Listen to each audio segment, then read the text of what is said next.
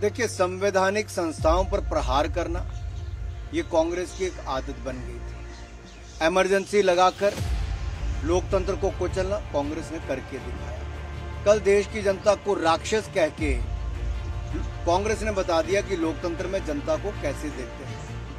अब आजादी के 77वें स्वतंत्रता दिवस पर अगर देश के प्रमुख विपक्षी दल के नेता नहीं आते, जो राज्यसभा में नेता प्रतिपक्ष भी हैं, तो आप कुल मिलाकर कल्पना कर सकते हैं कि कांग्रेस की मानसिकता क्या है। जब वो सत्ता में थे तब उनकी सोच क्या थी, आज विपक्ष में बैठे हैं तो वैसे ही तड़प रहे हैं जैसे बिन पानी मछली तड़प।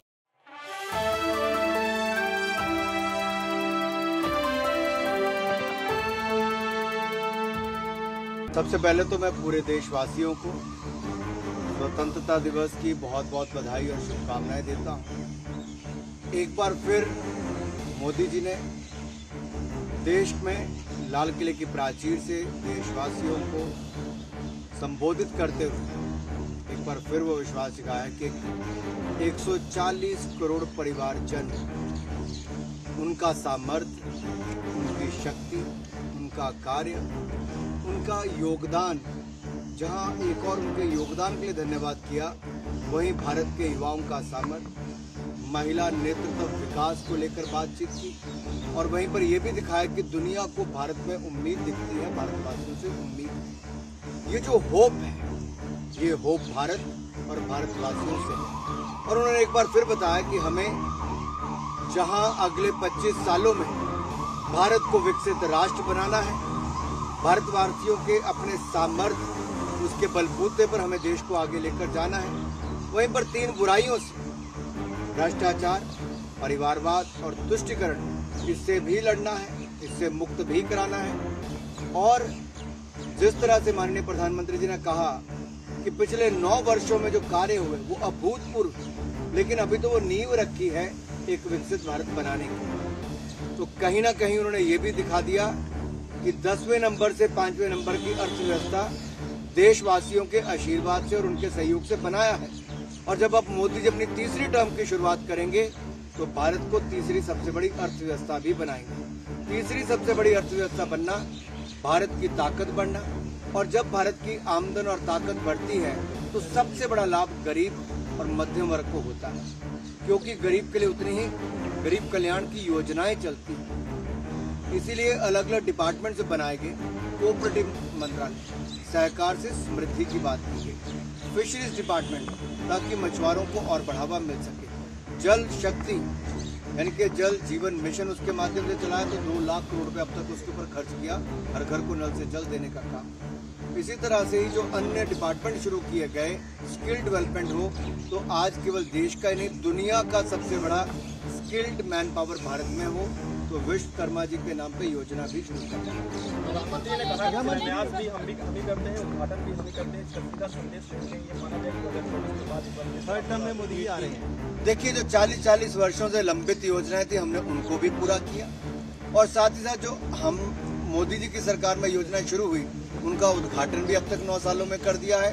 और मोदी जी ने विश्वास भी दिला दिया कि जिनके शिलान्यास वो अब कर रहे हैं, अगली टर्म में उसका उद्घाटन भी वो करेंगे। और मणिपुर को लेकर उन्होंने बड़ी बात कही कि मणिपुर के साथ देश खड़ा है, मणिपुर में शांति वापस आ रही है, और ये शांति और विकास का सूर्योदय वापस मणिपुर में हो।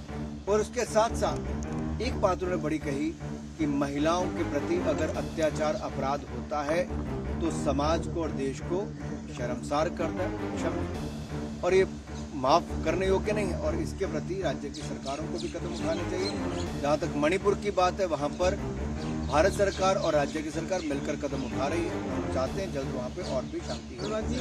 खड़गे साहब आज वहाँ पर उपस्थित नहीं थे, क्या लगता है प्रोटोकॉल से हटाना चाहिए था, लेकिन कांग्रेस मुख्यालय में वो थे और उन्होंने बोला, आपको लगता है कि राजनीति इस मुद्दे पर या इस दिन नहीं होनी चाहिए? देखिए, संवैधानिक संस्थाओं पर प्रहार करना ये कांग्रेस की एक आदत बन गई थी। इमरजेंसी लगाकर लोकतंत्र को कुचलना कांग्रेस ने करके दिखाया। कल देश की जनता को राक्षस कह के कांग्रेस ने बता दिया कि लोकतंत्र में जनता को कैसे देखते हैं। अब आजादी के 77वें स्वतंत्रता दिवस पर अगर देश के प्रमुख विपक्षी दल के नेता नहीं आते, जो राज्यसभा में नेता प्रतिपक्ष की है, तो आप कुल मिलाकर कल्पना कर सकते हैं कि कांग्रेस की मानसिकता क्या है। जब वो सत्ता में थे तब उनकी सोच क्या थी, आज विपक्ष में बैठे हैं तो वैसे ही तड़प रहे हैं जैसे बिन पानी मछली तड़प रही है। लगातार बारिश हुई और नुकसान हुआ है।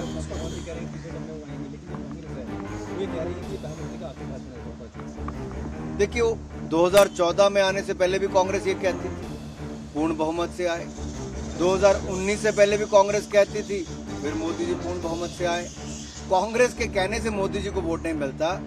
ये जिनको वो राक्षस कांग्रेस कहती है, वो हमारी देवतुल्य लोकतंत्र की हमारी ये जनता, जिनको हम देवतुल्य मानते हैं, देवी देवताओं के समान मानते हैं, वो अपना आशीर्वाद देकर अपने बीच में से निकले हुए एक गरीब परिवार के बेटे को देश के प्रधानमंत्री के पद तक लाए। और मैं एक बार फिर कहता हूँ, कांग्रेस उनको कहती थी मौत का सौदागर, कांग्रेस उनको कहती थी बिच्छू, कभी कहती थी सांप, कहती थी तो नीच से लेके क्या नहीं कहा, लेकिन जनता ने बार बार कांग्रेस को करारा जवाब दिया है।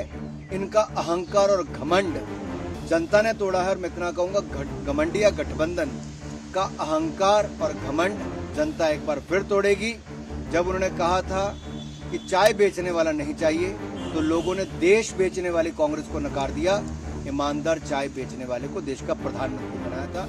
एक बार फिर जनता ईमानदार नरेंद्र मोदी जी को ही चुनेगी।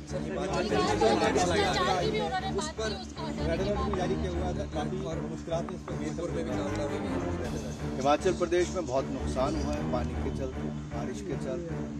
आपदा की स्थिति जो बनी है उसमें हम सब लोग इकट्ठे मिलकर काम कर रहे हैं।